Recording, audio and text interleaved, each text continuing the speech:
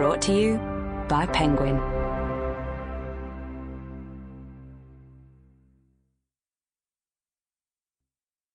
Soul of Shadow by Emma Noyes.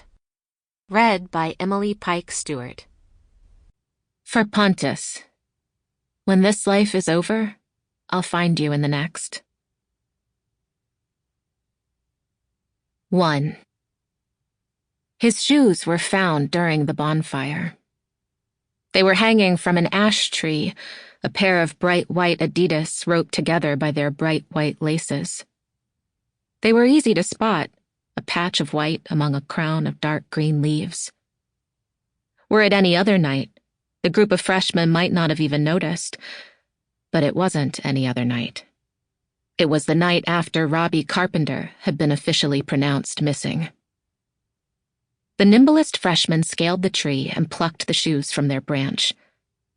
As soon as he hit the ground, he and his friends started to run.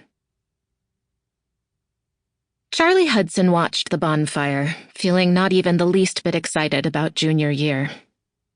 As she looked around at the party unfurling before her, the star-speckled sky, the plastic beer pong table stuck into the sand, the kids falling into little cliques in the crowd based on grade or social group, the gentle waves of Lake Michigan lapping against it all. She didn't feel what she was supposed to feel, what the rest of her friends surely felt. The back-to-school bonfire was a rite of passage for Silver Shores high school students. Every year, on the Saturday before classes began, they showed up at the beach with a half-dozen kegs of beer and enough vodka to drown a man in the desert. And every year, they got at least a few hours of partying in before the sheriff showed up. Everyone there, kids that Charlie had grown up with, now at a time in their lives where they were not quite children but not quite adults, gathered around the bonfire, excited.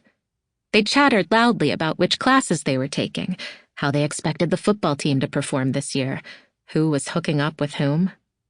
It was all infused with a sense of wonder, as if they stood at the precipice of possibility. This year, it felt different. Off.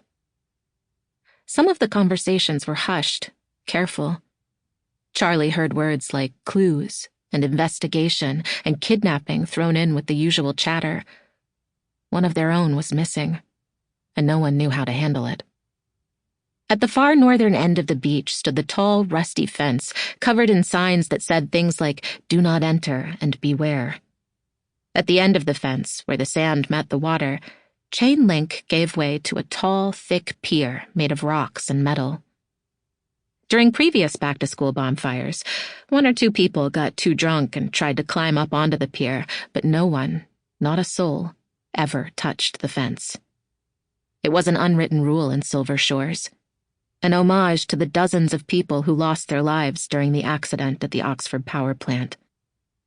Still, the overall atmosphere that night was one of celebration, not mourning. Everyone seemed festive. Everyone but Charlie. She had nothing against junior year in particular. It wasn't that this year, of all 16 years that she had lived to that point, would be considerably worse than any of the ones that preceded it. It was more of an ever-pervasive feeling, a thin sheet of grime that covered every inch of her otherwise normal existence. Reality didn't suit Charlie. She loathed its repetitive days, the constant feeling of running through mud. She often came to this beach on her own and sat down atop the dunes, closed her eyes, felt the saltless wind on her face, the tickle of reed grass on her calves. These were her feeble attempts to break the rhythm of her life, to feel something new, anything at all. She knew she should be more grateful, that she had a good life, good friends, a steady family, spare cash when she needed it. But she could never shake the feeling that something was missing, some key fragment of her soul. It had been that way since she'd lost Sophie. Sophie had been Charlie's identical twin sister.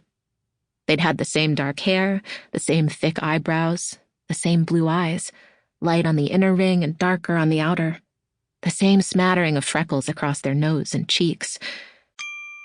Sample complete. Ready to continue?